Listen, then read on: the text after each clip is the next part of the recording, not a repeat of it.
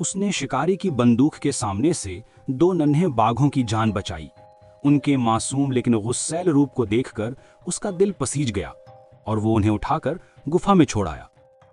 एक आंख वाला शावक उसे देखकर लगातार दहाड़ता रहा, जैसे वो इसकी गंध याद कर रहा हो। वो खुद एक शिकारी था। रोज शिकार करके वो गुफा के बाहर भोजन रख जाता और तभी लौटता जब दोनों शावक उसे अंदर घसीट ले जाते। कुछ दिन बाद जब वो फिर आया तो गुफा में केवल एक शावक की लाश पड़ी थी। दूसरा एक आंख वाला शावक गायब था।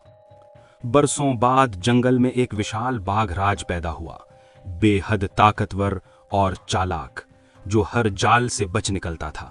उसकी एक खास पहचान थी, उसकी सिर्फ एक आंख थी। बच्चे बचाने के कुछ समय बाद एक हादसे में शिकारी से उसकी पत्नी की मौत हो गई।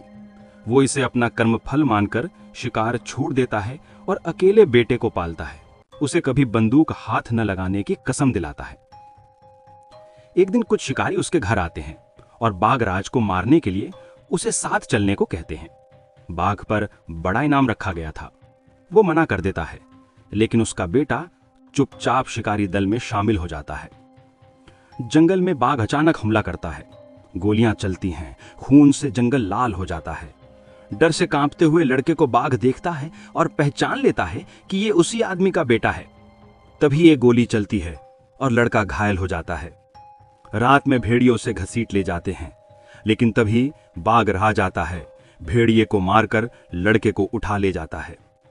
अगले दिन खोज में केवल बंदूक मिलती है। बुजुर्ग दर्द में बर्फ पर बैठा रहता है। तभी बाघ उसका बेटा उसके सामने रख देता है और जंगल की ओर लौटते हुए एक बार पीछे मुड़कर देखता है, जैसे पुराना एहसान याद कर रहा हो।